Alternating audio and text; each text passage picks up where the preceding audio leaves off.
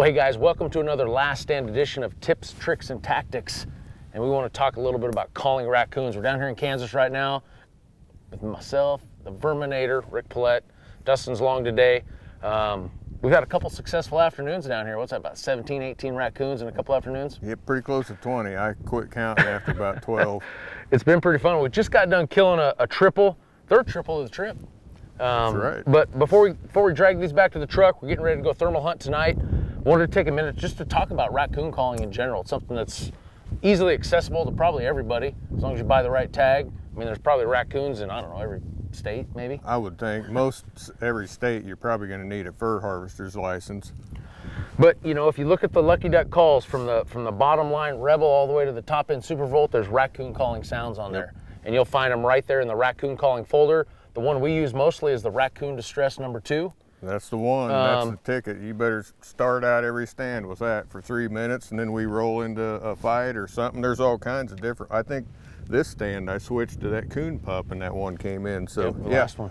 Just go through about 3 and make it about a 5 to 7 minute stand, and then hit the next spot. And really, what you're looking for, you know, to back it up a little bit before you actually start the calling process. Let's talk a little bit about what we're looking for. Yeah. And really 3 main things, you know. We're looking for brush piles, meaning some people don't understand what that is, but a farmer or rancher came in and cleared off some land and piled up all this brush into a big pile before they're getting ready to burn it, potentially. Those raccoons will kind of burrow up in there for the day.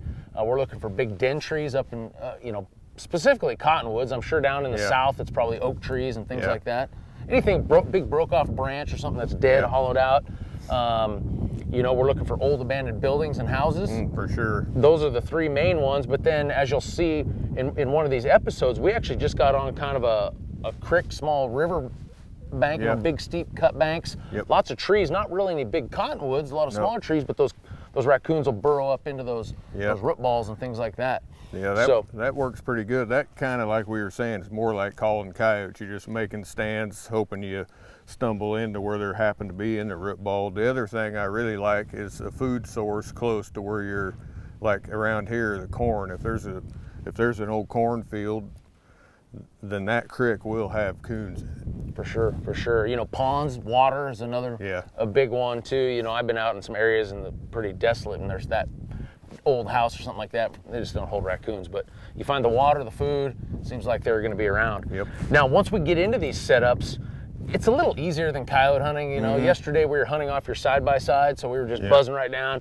We weren't walking more than 30, 40, 50 yards into a stand. You know, here we're having to walk a little further just because of the road access and whatnot. But, you know, walking right in, and basically we're trying to set up wherever we think that raccoon's going to be. We're trying to get, what, 30, 40 yards from the tree or the house or the brush pile? I like to. It seems like that the action happens fast. I mean, about that distance, and then boom, we're firing up that Raccoon Distress #2 or whatever one you want to pick. And volume-wise, I wind it up tight. Open it up, man. I think that volume just triggers that. I don't know what about it. They get mad, and I think the louder it is, the more teed off they get. Or sometimes I think they think they're really close to the fight. The action, they're trying to get down. Like this one right here, he couldn't get down the tree, jumped off and fell down through the branch. Yeah, I've seen the thing fall down to the ground. But you know, it's great because you're making it's fast and furious. I mean, you can make 3 raccoon stands in about the time it takes you to make 1 coyote stand. You don't have to be quite as sneaky. Yeah, we're trying to be quiet. We're not slamming, especially once we get close to where we think they are. We are getting the wind right. You know, they will wind you if they come in, but a lot of times we're sitting there with, you know, somebody with a shotgun, and he can clean up the ones that come bombing right in. And then, like me, I've been covering everything with a rifle because not every raccoon's going to come running right to the call. Some are going to run up the tree, some are going to run down the tree and run off the other way, some are going to peek out of the windows of the buildings or whatever.